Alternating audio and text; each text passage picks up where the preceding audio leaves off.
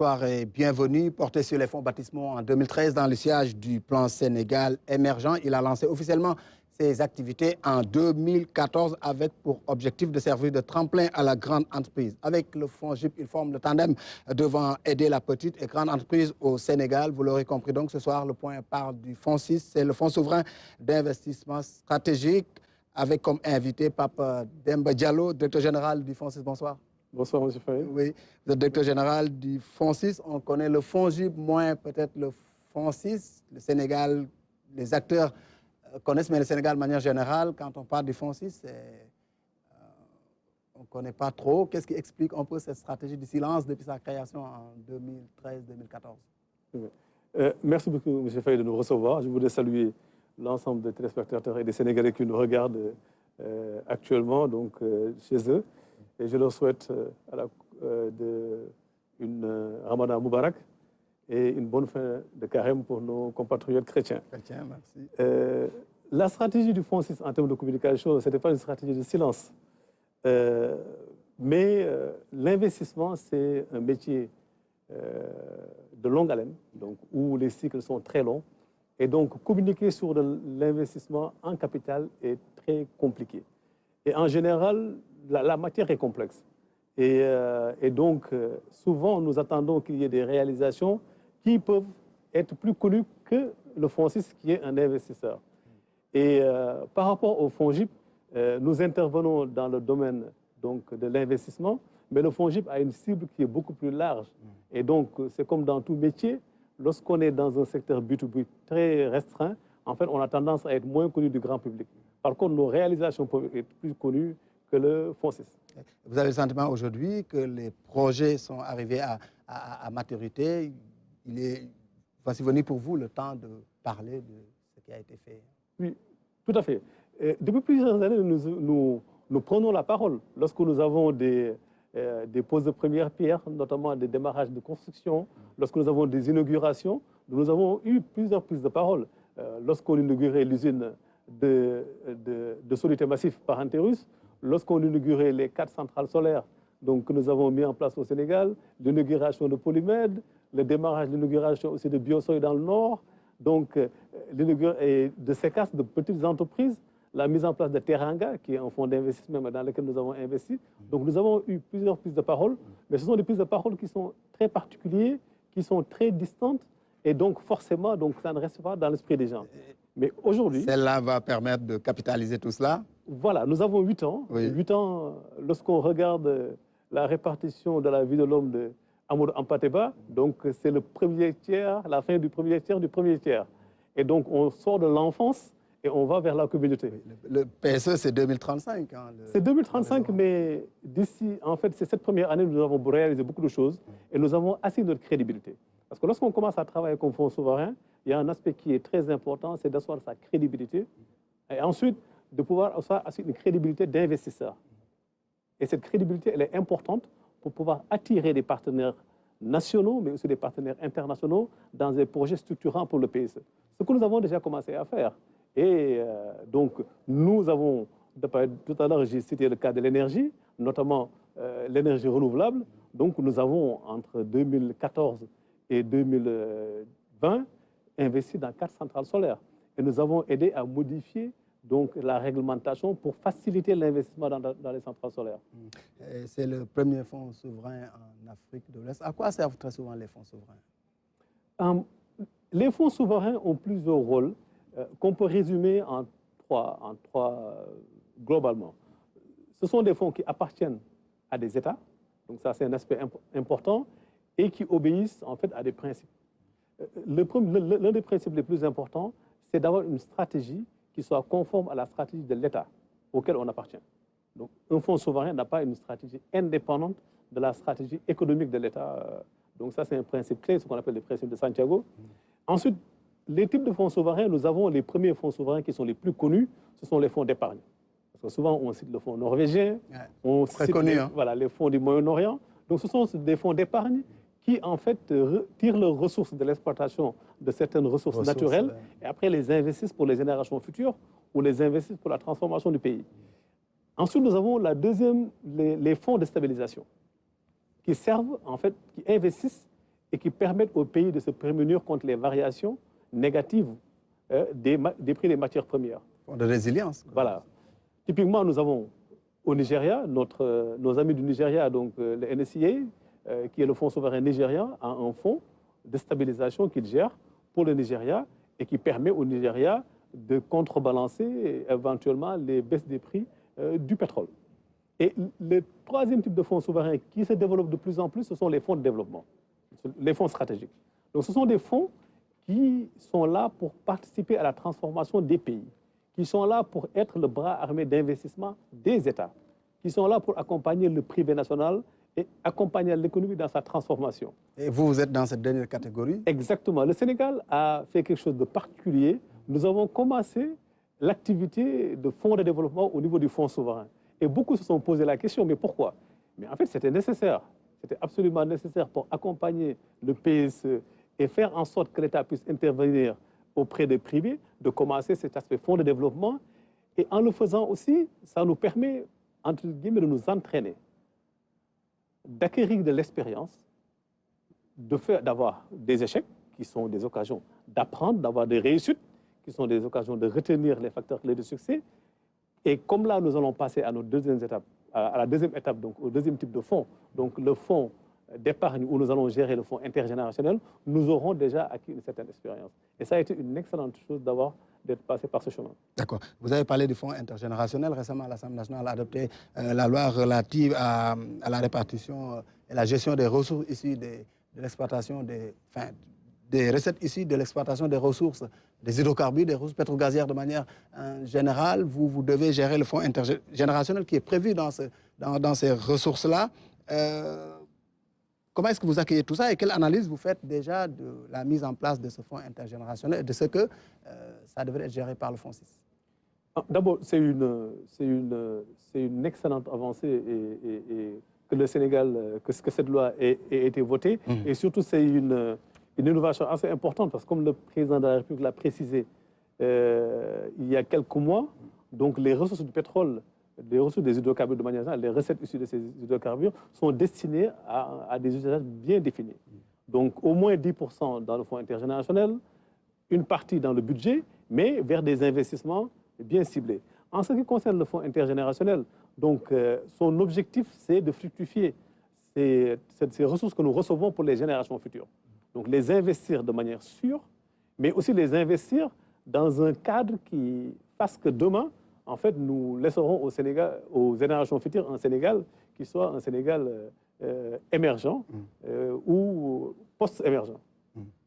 Et aujourd'hui, quels sont les domaines d'intervention spécifiques du Fonds 6 dans cette perspective-là? Lorsqu'on regarde le fonds stratégique, donc le fonds stratégique, nous intervenons dans 5 macro-secteurs. Je mets le côté, pour le moment, le fonds intergénérationnel. Donc le fonds stratégique, nous avons 5 macro-secteurs. Le premier, c'est l'agro-business. La transformation, donc avec les agropoles notamment. Le fonds 6 intervient dans l'agropole sud. Nous avons créé la société de construction et d'exploitation de l'agropole sud. Nous avons la santé et la pharma comme macro-secteur, l'énergie et l'eau. Le financement de l'économie et les fonds. Et le dernier secteur, infrastructure et transport. Donc ce sont ces 5 macro-secteurs qui sont nos secteurs de concentration, mais qui ne sont pas les seuls. Et ce que nous faisons concrètement, nous développons des projets donc avec des partenaires. Je prends le cas de la centrale solaire, de la première centrale solaire que nous avons fait, où par intérim, nous l'avons développé avec des entrepreneurs sénégalais qui sont venus nous voir. Où nous pouvons aussi développer un projet tout seul et aller chercher des partenaires. C'est le cas de l'aquaculture, où nous sommes en train de développer un projet avec comme objet d'avoir une industrie de l'aliment de poisson pour développer ces secteurs. Après le développement de projets, de plus en plus, l'État nous donne la mission de détenir ses parts dans les entreprises dans le cadre des PPP. Un exemple, c'est Sen'Eau, où nous détenons des parts de l'État. Dans cette ère, l'exploitation de terre aussi, Fonds 6 détiendra les parts de l'État. Après cette détachement des parts de l'État, qui est une chose importante et qui permet en fait aux partenaires d'avoir en face une structure privée, entre guillemets, qui a le même langage qu'elle, nous avons le portage des parts du privé. Oui, mais par rapport à ces parts de l'État que vous gardez en réalité dans les entreprises privées, jusqu'à quand vous les gardez et à quelle fin? C'est quoi le but ici? En fait, il n'y a pas d'horizon. C'est l'État qui nous demande de détenir ces parts pour son compte. Et donc, l'horizon, c'est l'horizon d'investissement de l'État. Et certaines entreprises qui sont dans le cadre de contrats PPP ont des contrats d'une durée donnée. Donc, à la fin de ce contrat, si l'entreprise est dissoute, donc, la détention s'arrête. Donc, la détention de ces parts-là. Mais de manière générale, donc, nous avons vocation à maintenir ces parts parce que souvent, ce sont des entreprises stratégiques dans des domaines stratégiques. Et si l'État décide demain de céder ses parts à des privés? Là, nous sommes souvent dans le cadre de portage, où dès le départ, on définit que dans ce projet, dans cette entreprise-là, il y a une part qui est dévolue au privé. Je reprends le cas de Sen'Eau. Aujourd'hui, Fonsis détient 55% du capital, 24% sont des parts que nous détenons pour le compte de l'État, 11% pour les salariés que nous sommes en train de céder aux salariés actuellement. Le processus va bientôt se terminer, et 20% pour le privé national. Donc, ça a été déterminé dès le départ. Sur le BRT, les 30% que Fonsis détiendra dans la société d'exploitation, donc du BRT, ces 30% sont pour le privé. Donc, de manière générale, voilà. En attendant qu'ils viennent les prendre, est-ce qu'ils sont venus? Non, pas encore. En fait, il y a une organisation gérée par les ministères sectoriels. Là, nous sommes dans le cadre du transport, un ministère avec lequel nous travaillons en très bonne entente, avec le ministère de l'eau pour ce qui est de Sen'Eau. Donc, il y a un protocole qui est géré par l'État pour organiser l'entrée du privé, en fait, dans le capital de ces entreprises-là. Nous sommes des porteurs, nous avons un mandat de portage, et notre rôle, c'est de porter, de faire en sorte que nous rendons ces actions quand on le demande. Voilà. Au privé, pour ne pas que ces actions-là rentrent entre les mains d'étrangers, c'est un peu ça l'objectif. C'est pour sécuriser le capital au Sénégal. En fait, l'objectif qui est poursuivi, c'est qu'un pays, pour se développer, a besoin en fait, de détenir au maximum le capital des structures économiques qui évoluent dans son territoire. Et pour ce faire, en fait, comme le chef d'État l'a fait, je pense, au niveau du port, il y a l'année dernière ou il y a 2 ans, en fait, il faut que nous puissions accompagner notre secteur privé. Accompagner le secteur privé, c'est aussi ne pas laisser les opportunités du secteur privé s'échapper. Donc nous, en tant que fonds souverain, nous pouvons détenir ces parts, les garder, en attendant que le secteur privé soit en capacité de prendre ces parts-là. Donc c'est vraiment dans la stratégie du développement socio-économique. Et pour le moment, ce n'est pas le cas dans beaucoup d'entreprises. La surface financière de notre secteur privé, de certaines entreprises? En fait, c'est un processus qui a démarré ces dernières années, donc essentiellement depuis 2019. Donc tout à l'heure, je parlais de crédibilité et de capacité à faire. Donc je ne dirais pas que l'État nous a testés, mais l'État nous a bien testés. Et donc l'État, maintenant, sait nous utiliser en fait, dans cette dynamique-là. Et en plus, avec le développement des PPP, notamment le PAP 2A, donc dans la stratégie d'exécution du PSE, le PAP 2A fait une part très grande au privé. Et donc, lorsqu'on dit faire une part très grande au privé, on parle de PPP. Donc c'est pour ça que ce mécanisme de portage des actions du privé, ce mécanisme-là s'est développé récemment et prendra une place extrêmement importante donc, dans le futur. Vous êtes dans le développement d'un certain nombre d'initiatives, dans le plan stratégique que vous dénommez 5-5, ces 5 mécanismes d'intervention et ces 5 domaines prioritaires. Il y a le domaine de la santé qui vous tient à cœur et dont l'usine Cipoa, devenue Médis, l'exemple le plus patent. Qu'est-ce qui vous a poussé un peu à vous lancer dans cette aventure? En fait, lorsqu'on parle de la santé, on parle aussi de l'éducation. Ce sont les 2 pieds d'une nation. Donc l'éducation, la formation et la santé. Et la santé, il y a beaucoup les besoins d'investissement. La santé et l'industrie pharmaceutique, donc c'est le secteur global. Et il y a les besoins en investissement sont importants et ce sont des besoins qui sont croissants. Je rappelle que la population sénégalaise croît d'à peu près 1/3 tous les 10 ans. Donc ça veut dire que nous avons besoin de développer les infrastructures de santé. Nous avons besoin de développer l'industrie pharmaceutique à l'effet aussi d'avoir cette souveraineté. Et dans le cadre de Médis, Donc Médis était une entreprise qui était au Sénégal, qui faisait face à des difficultés. L'État a décidé de contribuer à la restructuration de Médis, parce que lorsqu'on parle de création d'entreprises, c'est très bien, mais il faudrait aussi faire en sorte que les entreprises existantes ne meurent pas. Donc, surtout dans certains secteurs. Donc, l'État a décidé de venir contribuer à la restructuration de Médis en utilisant le Fonds 6 comme bras armé. Et donc, Fonds 6 a mené donc, les négociations et toute la transaction pour aboutir à l'entrée au capital de Médis. Aujourd'hui, Médis est fonctionnel. Si vous permettez, nous allons suivre ce reportage de Ramatadem qui a fait un tour à l'instant. Lors de la Covid-19, le président de la République, Macky Sall, avait instruit ses services compétents, notamment le ministère de la Santé, à prendre les dispositions adéquates et dans les plus brefs délais pour diligenter la réouverture de Médis Sénégal.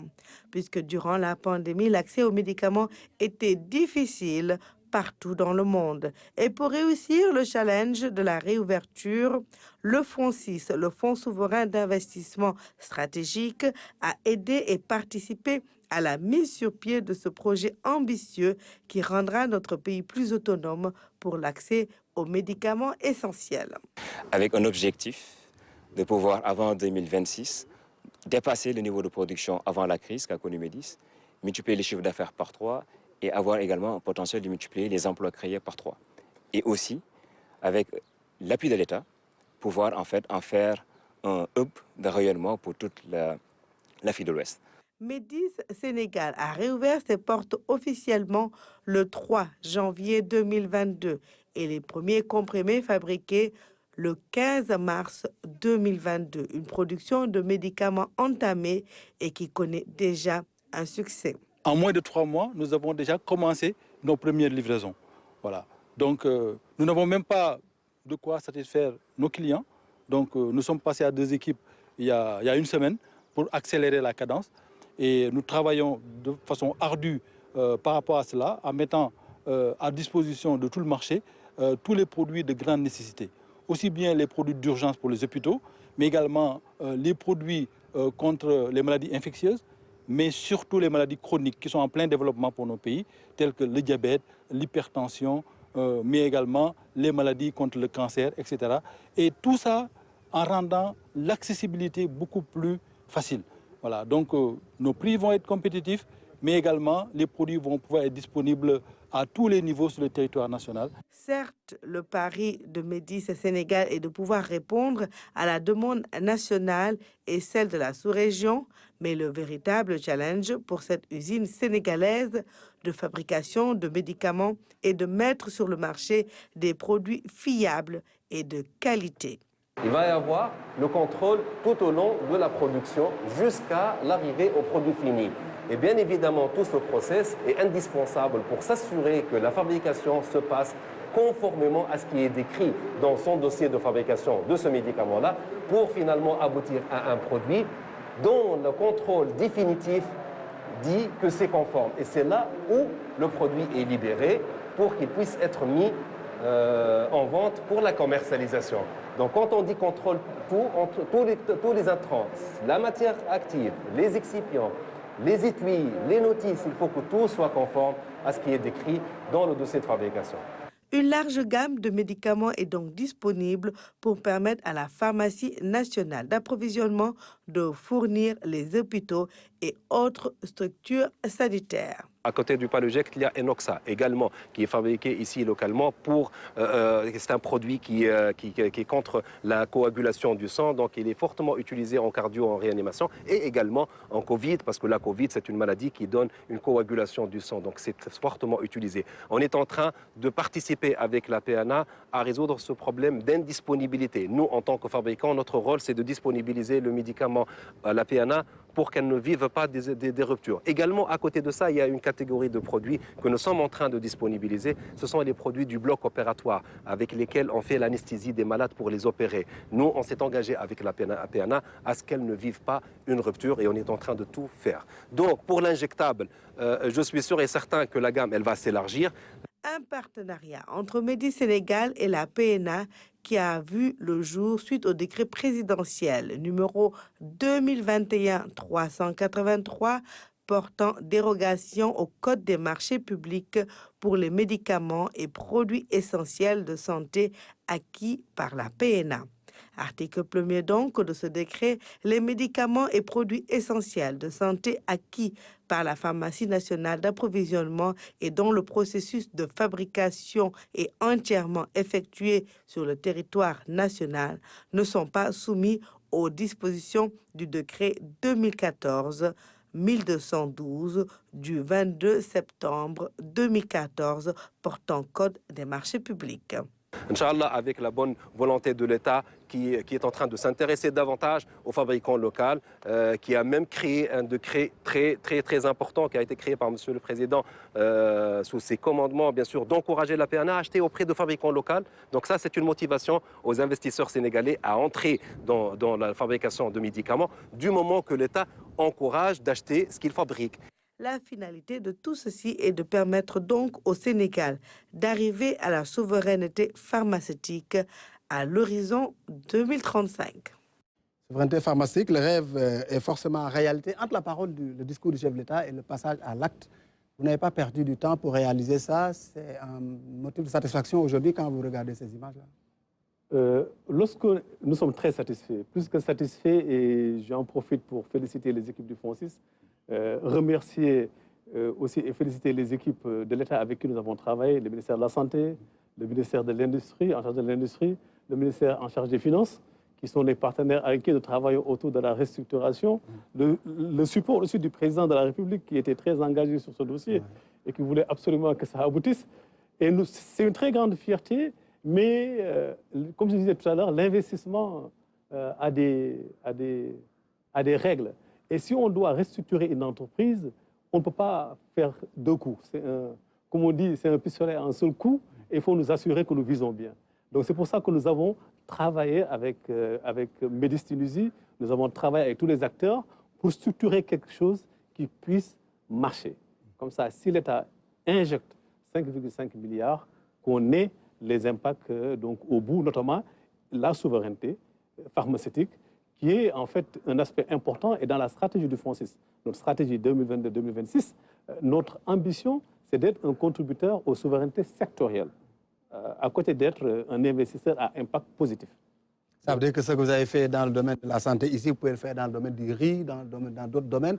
Est-ce qu'on peut s'attendre à ce que d'autres entreprises revoient le jour à la faveur de votre intervention, comme c'est le cas avec Médis? Parfaitement. Nous sommes sous la tutelle du ministère de l'économie. Et le ministère de l'économie, dans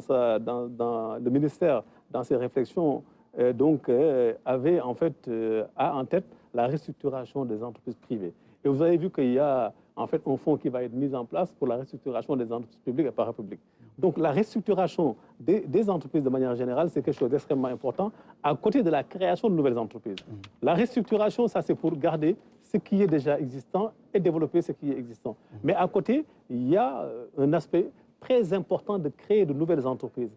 Et FONSIS, que ce soit dans l'agro-industrie, dans l'eau et l'énergie, dans les infrastructures, nous sommes prêts et nous travaillons avec l'État et avec les entreprises pour arriver à ces souverainetés sectorielles. Et dans les perspectives, d'ici à 2026, je crois, c'est 2024, 2026, c'est un peu ça l'objectif, le plan stratégique. 2026. 2026, parce que d'ici 2026, donc nous allons investir, nous prévoyons d'investir à près de 250 milliards. Ce qu'il faut dire, c'est qu'à date, le FONSIS a décaissé 20 milliards de francs CFA, donc dans différents secteurs, dont le tiers dans la santé et l'autre tiers, un peu de 40% dans l'eau et l'énergie. Nous avons des engagements à hauteur de 35 milliards. Donc nous avons pour le moment 35 milliards que nous devons investir au 31 décembre 2021. Et ces engagements augmentent. D'ici 2026, nous devons investir 250 milliards. Donc 250 milliards, 100 milliards directement par le FONSIS, donc le fonds stratégique, 80 milliards à côté de l'activité fonds de fonds, dont nous n'avons pas beaucoup parlé, parce que la loi nous demande de mettre à disposition des PME 20% de nos ressources. Et nous avons créé un certain nombre de fonds qui ont comme objectif d'investir dans les PME. Nous avons Teranga Capital, dont j'ai parlé, qui a été créé en 2015-2016. Nous avons le fonds PME Agri, que nous voulons porter à 20 millions de dollars. Nous avons le WeFund, qui est un fonds qui investit sur les projets à impact positif sur les femmes. C'est un fonds de 1 milliard. Dans le cadre des accords avec la BAD, ce fonds va être porté à 20 millions de dollars cette année. Nous avons le fonds de développement de projets, parce que l'un des aspects importants dans nos pays, c'est d'avoir des projets qui ont été étudiés pour attirer les investisseurs. Donc nous avons mis en place une facilité de développement de projets de 1 milliard que nous pourrons porter à 15 millions de dollars avec la coopération donc, de banques de développement. Ils sont déjà prêts donc, à nous accompagner dans ce cadre-là. Et Oyas Capital, c'est du CRR, ça signifie faire germer. Oyas Capital est un fonds à terme de 110 millions d'euros. Actuellement, nous avons déjà clôturé la première levée de 30 millions d'euros. Et nous allons choisir un gestionnaire étranger. On l'a développé avec la coopération allemande et la Banque mondiale. C'est un fonds qui va investir pour la croissance des PME. Donc, développer des champions nationaux, prendre des PME performantes et investir jusqu'à 2 milliards, voire plus, dans ces entreprises-là pour les rendre performantes. Et le fonds Oyas Capital commencera ses investissements en 2022. Vous êtes investisseur, vous n'arrivez pas à concurrencer le secteur privé sur le marché de l'investissement, mais pour l'accès au capital, qu'est-ce qu'aujourd'hui en privé, une tierce personne peut faire pour accéder aux produits du fonds 6? C'est très simple. On pense que vous avez affaire qu'avec la grande entreprise, en fait. En fait, Fonds 6 directement travaille avec, disons, sur les grands projets, donc, ou sur des projets moins à grands. Ouais. Mais tous ces instruments que j'ai cités, ce sont des instruments qui sont dédiés, qui s'adressent au privé, au PME. Au PME. Au PME-PMI, le PME Agri investit à partir de 50 millions de francs CFA. 8 fonds investissent autour de 200 millions. Donc, nous avons investi dans un certain nombre d'entreprises comme Patria, comme Secas, donc, qui fait la vivrière. Donc, je pense que les CRL connaissent bien. Absolument. Donc, donc nous avons mis en place ces fonds d'investissement dédiés aux PME. C'est des fonds sectoriels ou des fonds généralistes ou des fonds qui sont des fonds à impact déterminé. Et pour les 250 milliards de 2026, les 70 milliards, c'est le fonds intergénérationnel. Nous estimons que d'ici 2026, le fonds intergénérationnel devrait avoir investi 70 milliards. D'accord. Quand vous analysez tout cela aujourd'hui, si vous agrégez ce que vous êtes en train de faire, les perspectives que vous avez d'investir au Sénégal, de restructurer un certain nombre d'entreprises, quelle est la place que vous revendiquez aujourd'hui dans ce grand projet de société qui serait le PSE? En fait, revendiquer est un terme que je n'utilisais pas. Nous sommes un instrument de l'État. Et un instrument de l'État qui fonctionne comme une taupe. Vous savez, les taupes sont toujours sous terre. Ouais. De l'intelligence économique, finalement. Voilà. Mais en fait, ce que nous voulons, c'est vraiment, comme je l'ai dit, être un acteur de l'investissement à impact positif et un contributeur important aux souverainetés sectorielles. Et ça allait aujourd'hui, avec le recul, 8 ans après? Ça allait sur la santé. Nous avons restructuré Médis. Nous avons investi dans Parenterus. Je signale que durant la Covid, j'ai été heureux. J'ai été touché comme beaucoup de nos compatriotes. Et j'ai été heureux, en étant hospitalisé, d'avoir eu, en fait, les liquides de perfusion de Parenterus qui étaient déjà produits et qui ont été utilisés pour me soigner. Donc ça contribue vraiment à la souveraineté sanitaire. Donc, et nous avons contribué et nous continuons à contribuer donc, à cette souveraineté. Sur le plan de l'agriculture, c'est un vrai enjeu. C'est un vrai enjeu que nous avons identifié. C'est pourquoi l'agrobusiness, dès le début, est un secteur important pour nous. Et nous allons travailler avec le ministère de l'Élevage, le ministère de l'Agriculture, pour pouvoir en fait développer une souveraineté autour de l'agriculture et de l'élevage. Parce que c'est deux choses qui vont ensemble. Et ça permet peut-être de limiter les dégâts par rapport aux promoteurs privés qui spolient les terres, un peu partout au Sénégal, source de problèmes sociaux. En fait, lorsque nous investissons les impacts ESG, donc la politique ESG... Qu'est-ce qui vous différencie de ces... La gouvernance. La gouvernance que nous apportons. Nous n'apportons pas que l'argent, nous apportons en fait aussi de la gouvernance. Et cette gouvernance permet justement d'avoir le moins d'impact négatif. Ce n'est pas un titre foncier derrière, non? Lorsqu'on travaille en général dans le domaine économique, on n'a pas besoin de titre foncier parce qu'en termes de sûreté, un titre foncier et un bail, ça se vaut. Donc, par contre, avoir un bail, lorsque nous devons aller solliciter les banques, c'est quelque chose d'important. Ça permet en fait à la banque de savoir que le sol, en fait, le sol sur lequel l'investissement sera fait, que ce soit l'agriculture ou l'industrie, que ce sol-là est sécurisé en termes de possession. Donc, avoir un titre durable. Ça, c'est extrêmement important. Maintenant, dans nos investissements, la partie impact sur les populations est importante. C'est-à-dire que dans l'environnement, la centrale dont je parlais tout à l'heure, lorsque nous avons investi, nous avons aussi en fait développé un certain nombre d'activités pour les populations, notamment la construction d'une maternité. Et aussi, lorsqu'on parle d'impact sur les populations, on a à peu près, nos centrales, c'est 470 000 tonnes de CO2. Donc ça, c'est des aspects importants. En fait, donc, oui. Et dans le cadre de la construction des centrales, aussi, nous recrutons beaucoup de personnes, donc les centrales solaires, nos différents projets, et nous faisons aussi des études d'impact environnemental pour nous assurer que nous conservons l'environnement. Parce qu'on parle de développement durable. Dans notre mission, la mission du FONSIS, c'est vraiment contribuer à un développement inclusif et durable. La promotion des énergies propres. Exactement, des énergies renouvelables. Mais par contre, il y a ce débat sur le gaz, et pour nous, on a toujours défendu que le gaz est une énergie de transition. FONSIS, nous sommes membres de One Planet Sovereign Wealth Fund, qui est une organisation qui a été mise en place par le président français Macron. Et lors du dernier sommet, et après que le chef de l'État a affirmé au niveau du sommet des Nations Unies le fait que le gaz est une énergie de transition, nous l'avons réaffirmé, et maintenant c'est quelque chose qui a fait son chemin. Si nous voulons développer du renouvelable, il faut que nous puissions développer notre économie pour faire en sorte que le pic de consommation électrique soit dans la journée. Et si le pic de consommation électrique est dans la journée, ça veut dire que nous pouvons rajouter encore de l'énergie renouvelable, notamment solaire. Donc c'est pourquoi le gaz est très important pour la transition énergétique. Et selon vous, quel cadre macroéconomique aujourd'hui le Sénégal offre-t-il à l'investisseur potentiellement qui veut... En fait, au Sénégal, souvent je commence par dire que nous avons les 3 P et le D, qui est le toit.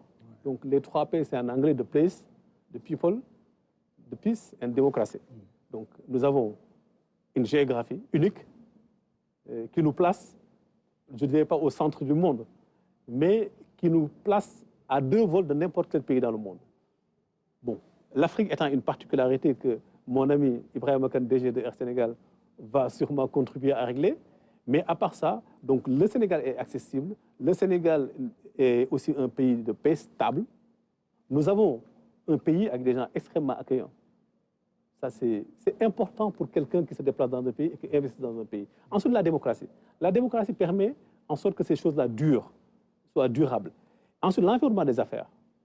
L'environnement des affaires, dans beaucoup de pays africains, un étranger ne peut pas acquérir de foncier pour faire son projet. Au Sénégal, c'est possible. Nous avons la liberté de rapatriement des dividendes. Donc, il y a un certain nombre de facilités que l'APEX a mis en place avec l'ensemble des administrations et veille à maintenir. Mais en plus de cela, tout investisseur étranger peut avoir un partenaire qui est le fonds souverain, qui peut accompagner le fonds souverain pour l'investissement.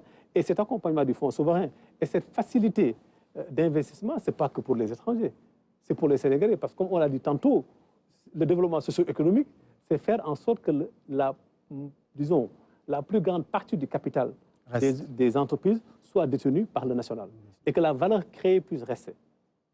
Donc notre rôle, c'est d'accompagner le secteur privé national. Et au Sénégal, nous avons énormément d'opportunités. Un pays dont la population croît de 33%. C'est pas un handicap Non. Au contraire, c'est un avantage. C'est un avantage pour qui sait relever les défis, mais pour celui qui a peur... Capturer les dividendes. Capturer les dividendes démographiques.